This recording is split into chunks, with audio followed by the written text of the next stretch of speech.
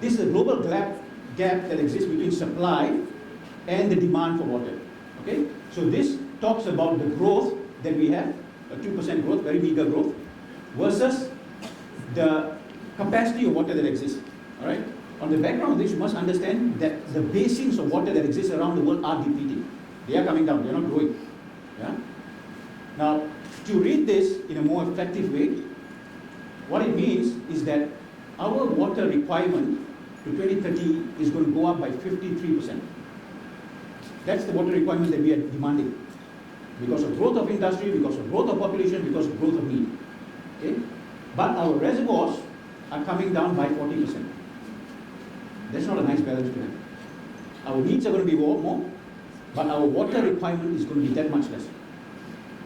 All right? So, is it something that we should be concerned about? Most definitely. In Malaysia, yes, last year we had an incident of water drought, but by far and by large, this has not affected us. But if you look at the global landscape, things are changing, and it is coming home as well.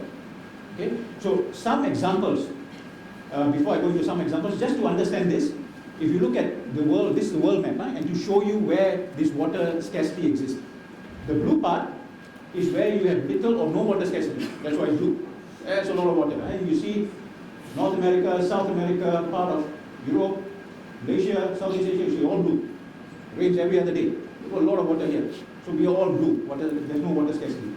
Then we have regions which are in this yellow, what we call economic water scarcity.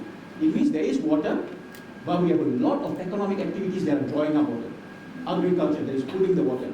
And we have not enough water then because of these reasons. And then obviously there are countries where there is no water. Desert, arid, there are no rivers, no rainfall, very little rainfall, very little groundwater. And these countries then depend on technology to bring water in. Yeah? So that's the landscape of the world. Yeah? Now, what I'm going to share with you now is some examples of what is happening in the world with this water scarcity. Okay? This is the Rio Grande River. Rio Grande River is one of the longest rivers in the US. It spans from Colorado to Gulf of Mexico. It is actually the river where, if you look at a lot of CNN and all, you talk about the border between US and Mexico, that's where this river is. Okay? In the year 2001, this river failed to reach Gulf of Mexico for the first time. Okay? It has happened many times since then, but the first time it did not reach the sea. Okay? If you look here, this is a reservoir, a Google map of a reservoir from where this river comes from. Okay? And this reservoir has shrunk to only 3% of its capacity. This is one of the biggest rivers in the US. This is almost 3,000 kilometers long. Okay? What is the impact of this? This river supplies the intake for Mexico City. There are intake pipes from this river. They use this water, they treat it, and then it's for the Mexico City. And Mexico City is one of the biggest cities in the world. Many times a year, the water level is below the intake pipes. So they actually have an issue of water rationing because there's not enough water in the river. Okay? This is in US. Closer to home, the Yellow River, what they call Mother River in China, second longest river in China, sixth longest river in the world. This river as well has been running dry for the last 100 kilometers. And you can see it started in 1972, only 15 days. In 1997, 3/4 of the year, it ran dry for the last 100 kilometers. Okay? Now, in China, there have been huge effort by the government, I must say, to help address this. And they have come in at a cost to do this. They have come in and isolated the river from use for irrigation. So which means the farmers have got affected. There are a lot of farmers today there are under a huge economic constraint because they cannot get the water from the river anymore. The government has said, no way you're going to take this water. They are protecting the river. They have also gone into huge efforts and forestation at the source of the river to protect the ecology so that we can get this water. Yeah? Now it takes a huge effort at a government level, and in China it happens because the government is almost single-minded. It's a single, strong, one policy government, and they can make this happen. Okay? They have not got to the final solution yet, but I must say it's better than this. Okay? Now, these are just two rivers.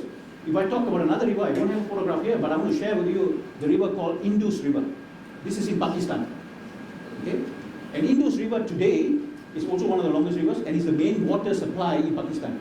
Indus River today doesn't reach the sea anymore. It doesn't reach the port of Karachi. It gets dry before it. Why? Because this river is used for irrigation. Heavily used, and Pakistan depends on farming. Yeah? So much so that this water supply now is not even enough for the country. And Pakistan today, total storage capacity they have in Pakistan is only enough for 30 days. So that's scary.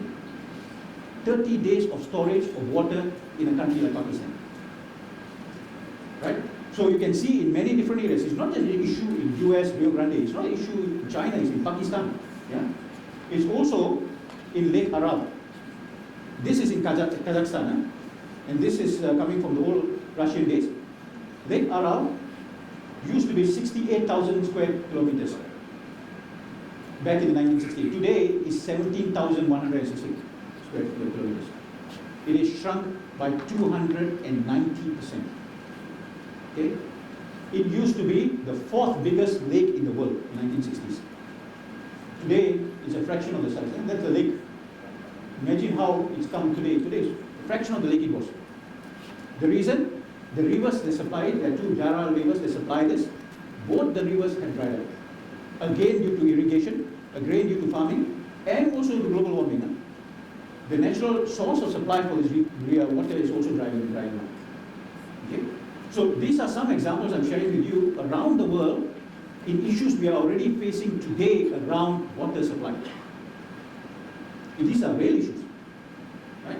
And these issues were discussed at the World Economic Forum. Can you imagine? For a long time, World Economic Forum used to talk about economy, they talked about energy, and that was the main topic. Energy prices going up, not enough energy in the world. But they have now started talking about water. Why? Because the water crisis is on the horizon. It's very much there. You can see the examples. Right? And our chairman, Peter Brabeck, chairman for Nestle, was at the World Economic Forum. Right? And there were some key points that came out of the discussion around this crisis around water, impending crisis. And what are the points that came up? First, water is the most precious resource. We know it, we discussed it. But it is not infinite. It will run out. Okay? Today, we use the water at the cost to the environment.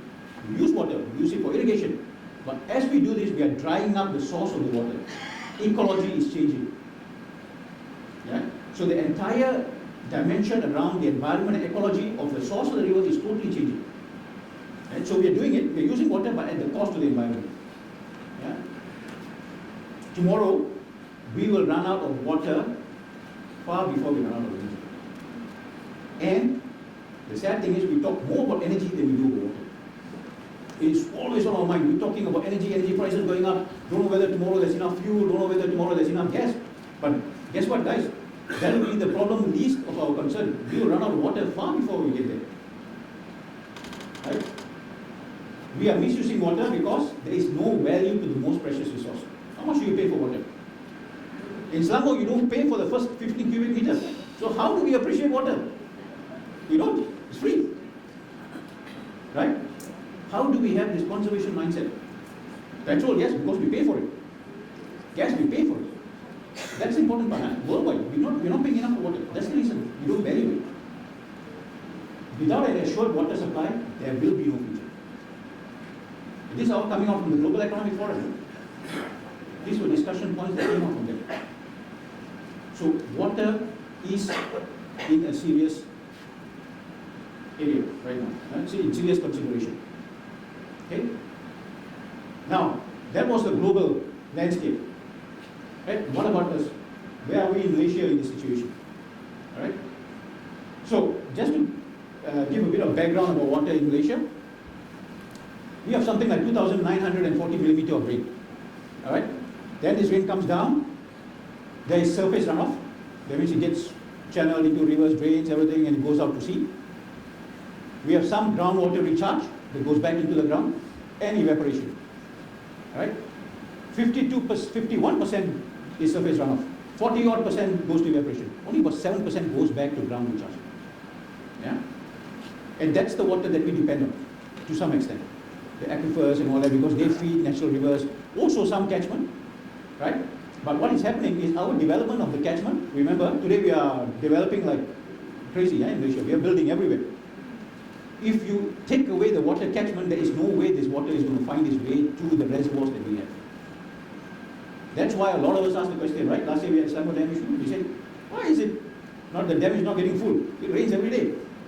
But if you don't catch the water, if you don't have catchment areas for the water, how does the water find its way to the reservoirs? Yeah? Now this one shows you rainfall versus population. Very interesting slide. If you look at it, our population, okay, today is about 30 million. Huh? And we have a rainfall of 2,940 millimeters. Yeah? Then we have Japan in the high 1,600s, and we have Egypt, which is 51 millimeters with 83 million population. If you look at this, we are in a very nice position. We have huge rainfall and a very small consumer base for this rainfall. Right? What is also interesting is we are 7th highest in the world in terms of rainfall. 7th highest. Highest is Colombia, and they are doing something like they have a rainfall of about 3,200, something like that. So not so far from where we are. 7th highest. Our source of supply mainly that we use in industry, domestic, households, 97% of it comes from rivers. That's where we get it. We use rivers to channel into reservoirs, and that's where we put. We also have in water bodies and aquifers and all that, but we're not using from that much. Okay? Mainly it's coming from rivers. That's our main supply of water. Alright? And one of the ones that's close to us here in Selangor, KL, is the Sungai Selangor Dam. I don't know how many of you all have seen it. You go to Kuala Kubu, you can see it. It's there. It's a huge dam. That is the main reservoir. Okay? This reservoir supplies 60% of Selangor and KL. So we are hugely dependent on it. Right? Now, this dam has been under water stress over the last few years. This is the reality. Okay?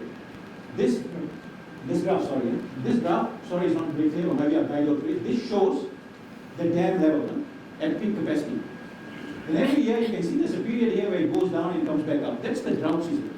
We normally have a drought season which is normally during now, although now you're seeing it raining every day, but that's the El Nino effect. But normally, typically, this is the drought season. Yeah? Our dams deplete and then they recover. But if you look at this, since 2012, we've been struggling to recover. Every year the drought has been worse, the dam levels are getting worse. So this is not a problem that suddenly happened last year. It's a problem that has been coming, you can see. And that's why last year it hit us bad, because the dam never recovered the year before. So when we started the year, we did not start at 100% of the dam level, we started at 80-70%. And when the drought hit, we were at a critical limit of 30%. We didn't understand this. Yes, we were quite upset about it. We saw water rationing and we were upset, we were complaining what are the authorities doing. But guys, if you look at the global landscape, what the other countries have faced, this is signs that we are facing that as well. In a country with the 7th highest rainfall in the world. Right? So, we look at this, are we all upset? Yes, of course we are. But what do? We are upset. We blame the authorities, we say the government should do more, the state government should do more, they should get their act together. It's right. As citizens, we have the right to expect that. But the question we want to ask is, what can we influence? We all sit down at a coffee shop and we all cry and want the government should do more. They should fix their problem, they should fix them. Fully right. As citizens, we have the right to expect that. But there's something more that we can do as individuals. Okay? Now if you go further, you will see this is starting to come everywhere. We are bracing for El Nino, long dry spells are looming. We also have water contamination of our source. How many times have we got water rationing where we get diesel into the rivers and so on and so forth? Okay? We have farmers getting affected because not enough water is going to them. This is not just Klang Valley. Johor also had an issue with water. So it's not just an issue specific to Selangor, it's also happening in Johor in other states. Okay? So here comes back again the question. Very upsetting, but what can we do about it? Alright? So the question is, what must we do? And what must we do as industry? That's why I'm standing here with one hand. And on the other side, the second hand, as we as an individual. And that's what we want to discuss today. Okay? So I will touch a bit on what industry is doing, and that's not the main focus. I will go through it. It's a bit technical, don't worry, I will just quickly run through it. The idea is just to share industry is also doing something.